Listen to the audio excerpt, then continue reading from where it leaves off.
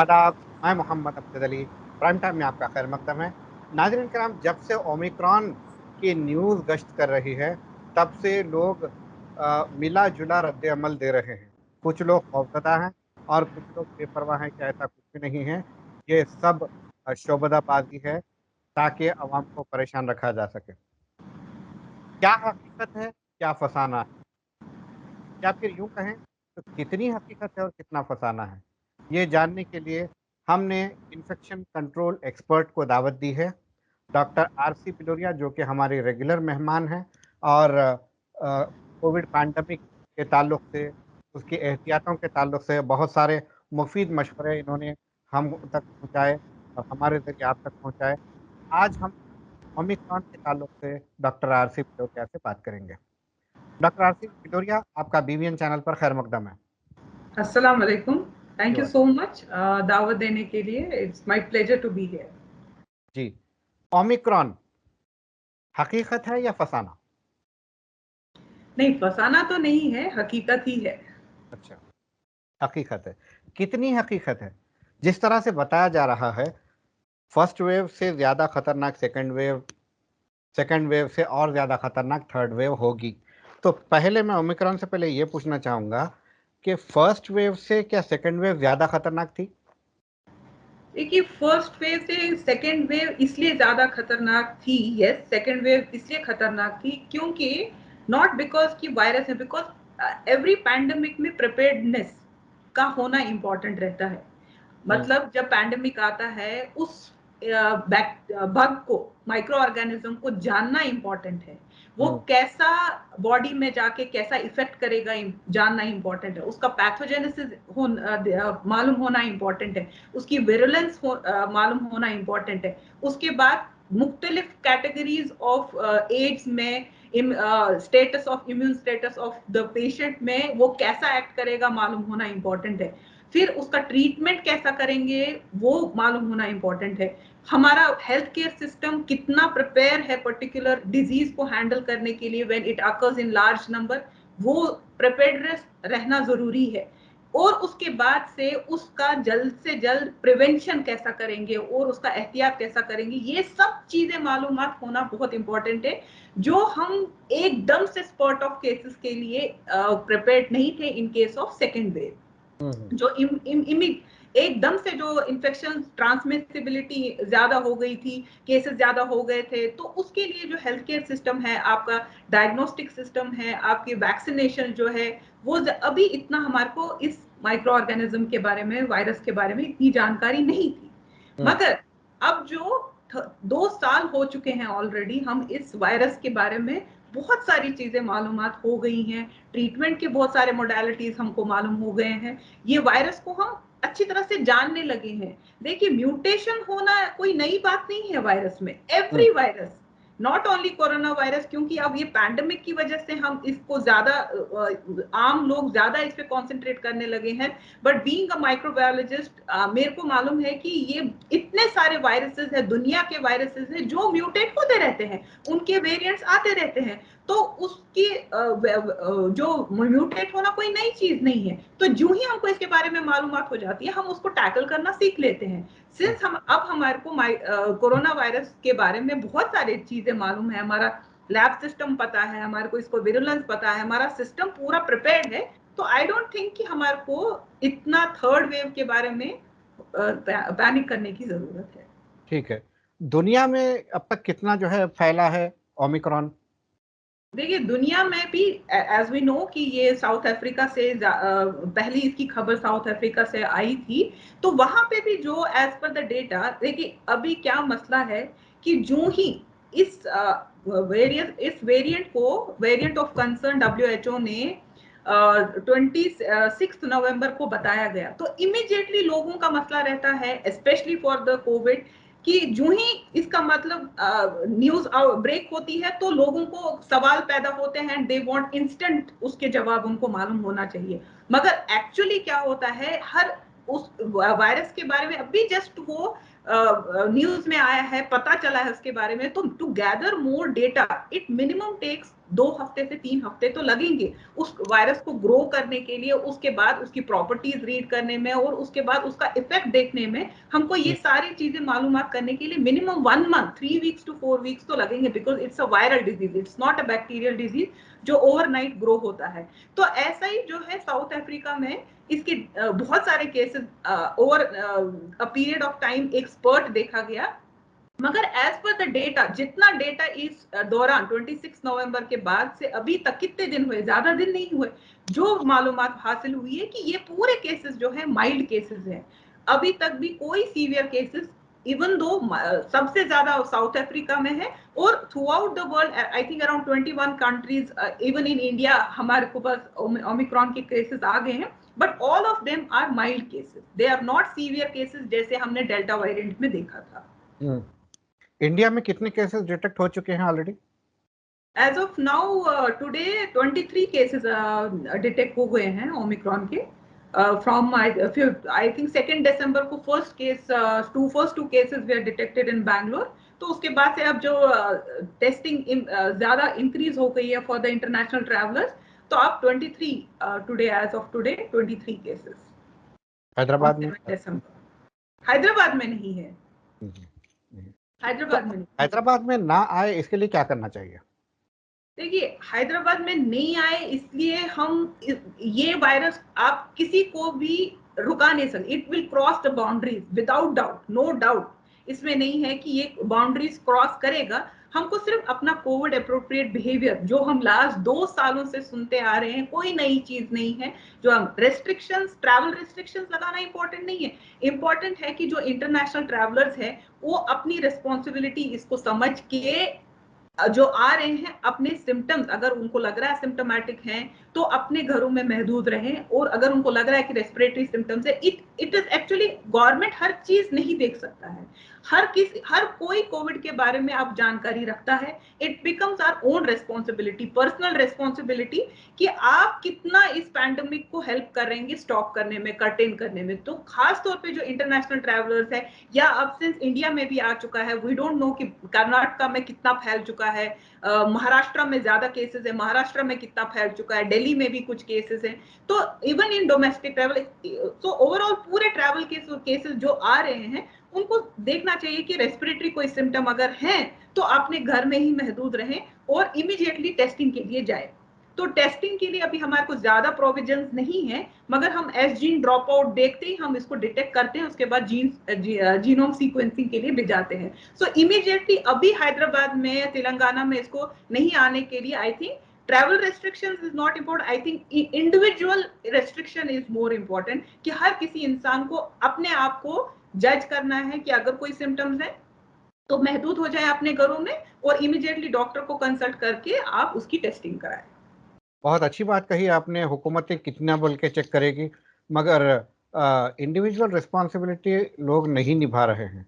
इतना सब सुनने के बाद, तकरीबन 2 साल से सुन रहे हैं कि अगर आप इन्फेक्टेड हैं और आप फ्रीली मूव करेंगे तो बहुत सारे लोगों को इन्फेक्ट कर सकेंगे।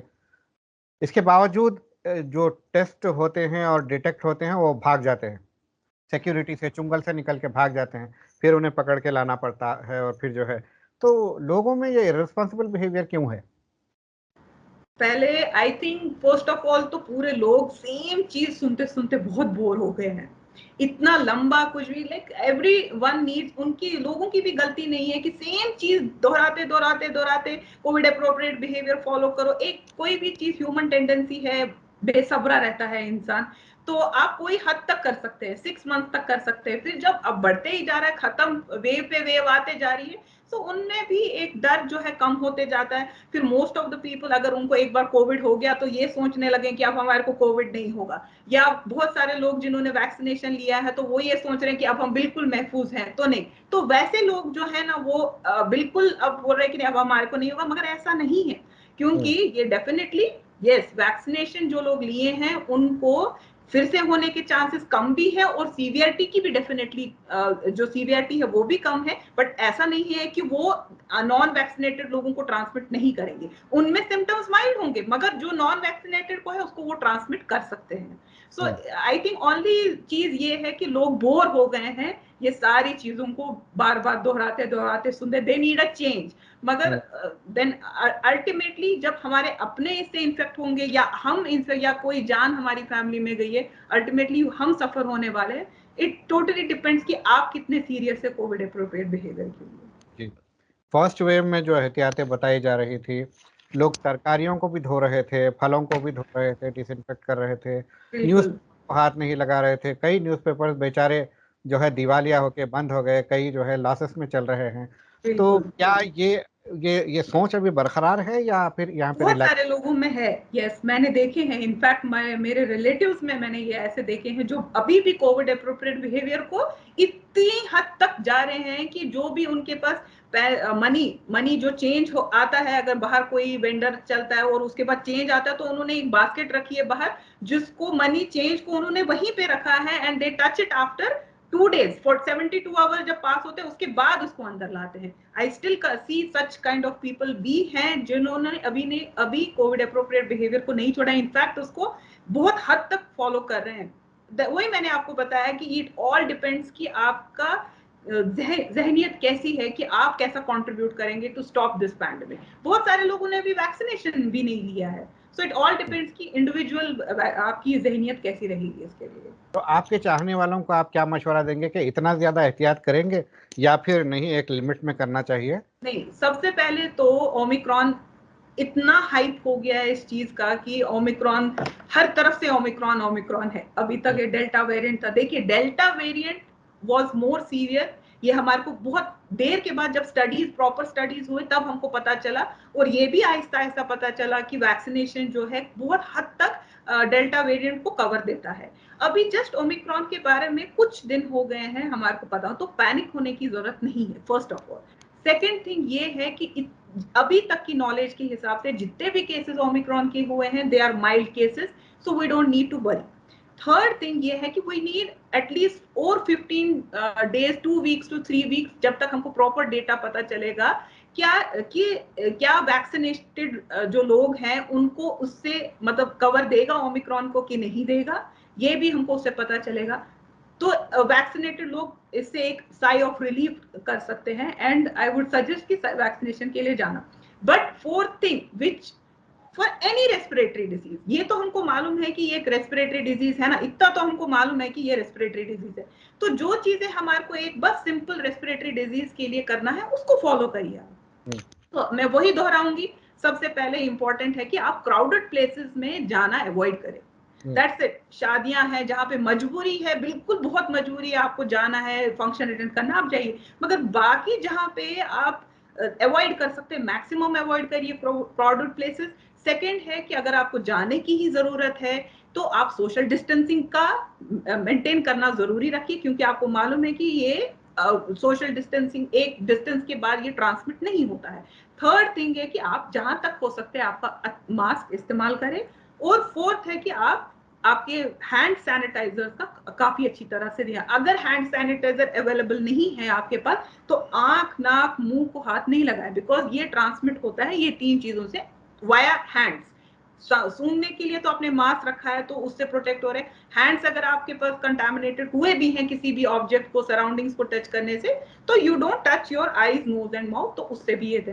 तो ये 4 चीजें अगर हम करेंगे। और लास्ट चीज कि अगर आपके पास आप ट्रैवल करे हुए हैं या अगर आप इस वक्त भी है और आपको रेस्पिरेटरी सिम्टम दिख रहा है तो प्लीज सेल्फ ट्रीट नहीं करें, इमीडिएटली डॉक्टर को कंसल्ट करें। वो आपको एडवाइस करेंगे आफ्टर डिसाइडिंग योर सिम्टम्स कैसे हैं, सिम्टोमेटोलॉजी कैसी है, उसके बाद आपको बताएंगे कि आपको टेस्टिंग करना है कि नहीं। टेस्टिंग से आपको पता चलेगा, so we can contain it. जो ही आप जल्दी से इसको डिटेक्ट करेंगे, कंटेन करेंगे, ट्रीट करेंगे, उतना ज्यादा आप उसको फैलने से रोक सकते हैं। आई डोंट थिंक कि ये कोई नई चीज है जो हम लास्ट 2 साल से नहीं जानते हैं, बट द थिंग इज कि सिंस अभी हमारी नॉलेज ओमिक्रॉन के लिए बहुत महदूद है, तब तक कि हम ये चीजें अगर करेंगे तो वो हमको हेल्प कर सकता है।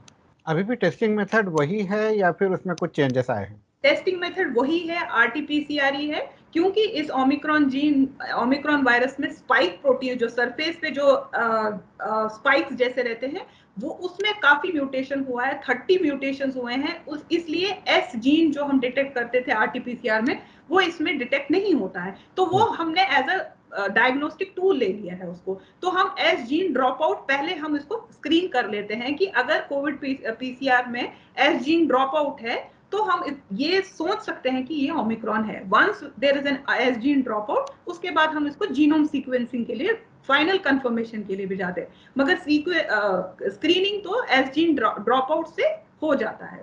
मेथोडोलॉजी सेम जैसे हम अभी तक कर रहे थे। ठीक है, डेथ रेशियो कम हुआ है? डेथ रेशियो देखिए, आज भी मैं आई थिंक कल या आज जो देखिए ओवरऑल जो कोविड केसेस जो हैं, I think since last 18 month today was the least number of cases which were detected in India. I think 6000 में कुछ है, एंड डेथ्स भी कम हुई है। सो ओवरऑल अगर हम देखे जाएंगे, I am not talking about Omicron, मैं ओवरऑल कोविड केसेस की बात कर रही हूँ, तो जो है इट्स गोइंग डाउन। जो डिटेक्टेड केसेस है एंड डेथ्स ऑल्सो है, वो पूरे नीचे जा रहे हैं। अच्छा, बट दैट कुछ डजंट मीन कि हमारे को कोविड अप्रोप्रिएट बिहेवियर छोड़ना है, because we are at the डर थॉक कि हमारे पास नया वेरिएंट आया है जिसके बारे में हमको अभी ज्यादा नॉलेज नहीं है। सो हमारा हथियार सिर्फ कोविड अप्रोप्रिएट बिहेवियर ही रहेगा till until and we get more information about Omicron.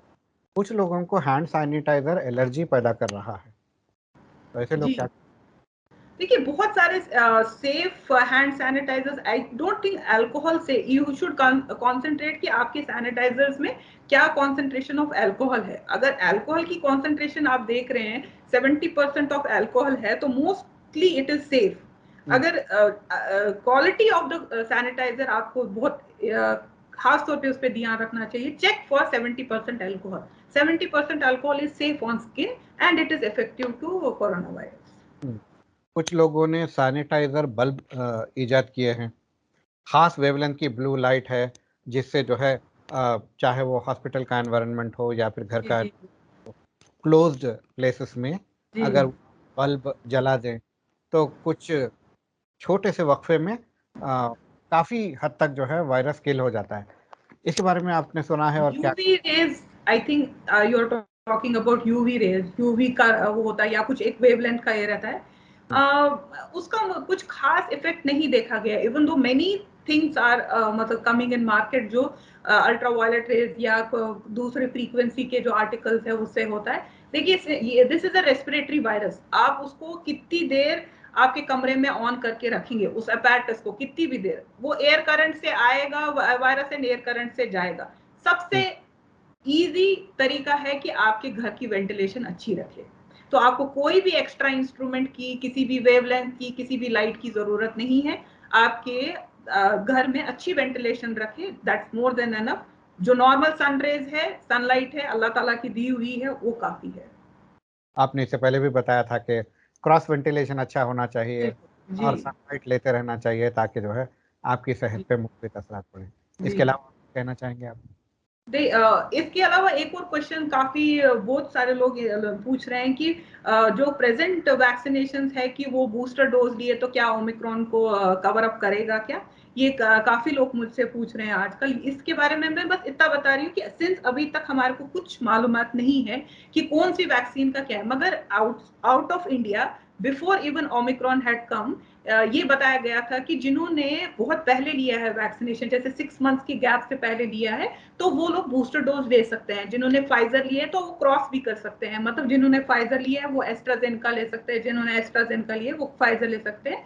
तो इसकी वजह से जो इम्यूनिटी है वो बढ़ जाएगी। तो बहुत सारे कंट्रीज ने बाहर ये स्टार्ट भी किया है, मगर इंडिया में ये गाइडलाइंस इसलिए अभी तक नहीं आए क्योंकि हमारा अभी सेकेंड डोज ही और फर्स्ट डोज का ही कवर पूरी पॉपुलेशन का नहीं हुआ है, सेकेंड डोज का नहीं हुआ। So it's not good, it's not human to वो वैक्सीनेशन हम और कंज्यूम करके थर्ड बूस्टर डोज ले जाए, बल्कि बहुत सारे लोगों का फर्स्ट डोज और सेकेंड डोज नहीं है। सो फॉर दिस रीजन ये चीज कोई गाइडलाइंस अभी तक नहीं आई है। बट आई फील कि अगर हमारे पास ये ओमिक्रॉन का डेटा और आएगा तो आई फील कि एटलीस्ट हेल्थ केयर वर्कर्स में, फ्रंट लाइन वर्कर्स में, जिन्होंने जैसे कि हमने लिया था जनवरी फरवरी में लिया था, मोर देन 6 मंथ्स कवर हो गए हैं, तो उन लोगों के लिए बूस्टर डोजेस जो है फ्रंटलाइन वर्कर्स के लिए और खास तौर पे इम्यूनो कॉम्प्रोमाइज लोगों के लिए, एल्डरली लोगों के लिए जो 60 से अबव है, जिनको कुछ अदर डिजीजेस, कोमॉर्बिड कंडीशंस है, हार्ट डिजीजेस है, लिवर डिजीजेस है, किडनी डिजीजेस है, उनमें इम्यूनो कॉम्प्रोमाइज है, उनमें अगर बूस्टर डोज देंगे आफ्टर द गाइडलाइंस है come, definitely it will bring up their immunity level, और शायद ओमिक्रॉन को भी वो कवर अप कर सकता है till we get more data. So booster dose can help till we get more data. We are not clear, but definitely it can help. Covaxin लेंगे या कोविशील्ड लेंगे, Covaxin I feel is better because it's an whole virion vaccine, Covishield में spike protein रहता है, so I feel Covaxin will give a better booster dose as related to omicron. Thank you so much doctor. Thank you so much. जज़ाकल्लाह. तो नाजरीन, ये थे doctor RC Biloria, infection control specialist, जिन्होंने ये कहा है कि वायरस का म्यूटेट होना कोई नई बात नहीं है. इसका मतलब यह है कि ज़्यादा घबराने की ज़रूरत नहीं है. साथ में इन्होंने ये भी क्वेश्चन दिया है कि बहुत ही ज़्यादा लापरवाह भी ना हो जाएं. एहतियात तो ज़रूरी है, मगर हद से ज़्यादा भी एहतियात ना करें, हद से ज़्यादा लापरवाही भी ना करें. और क्या पुराने वैक्सीन के डोजेस ओमिक्रॉन को भी कवर करेंगे, ये अभी रिसर्च जारी है. जब तक कि रिसर्च कंक्लूसिव नहीं हो जाती, आप एहतियात करें और जितना हो सके अपने आप को सेफ रखें. और आप सेफ रहेंगे तो आपका ख़ानदान सेफ रहेगा, आपके अतराफ़ अकनाफ के आपके दोस्त अहबाब सेफ रहेंगे, सोसाइटी में बहुत सारे लोग सेहतमंद और ज़िंदा रहेंगे. वरना ये होगा कि जैसे सेकंड वेव में हुआ था कि किसी को ऑक्सीजन नहीं मिल रही है, किसी को वेंटिलेटर नहीं मिल रहा है, तड़प तड़प के मर रहे हैं, कैसे कैसे वाक़यात पेश आए. इन सारे वाक़यात को अवॉइड करने के लिए मुनासिब हद तक एहतियात ज़रूर कीजिए और अपने आप को सेफ रखिए. हमें दीजिए इजाज़त. शब बख़ैर.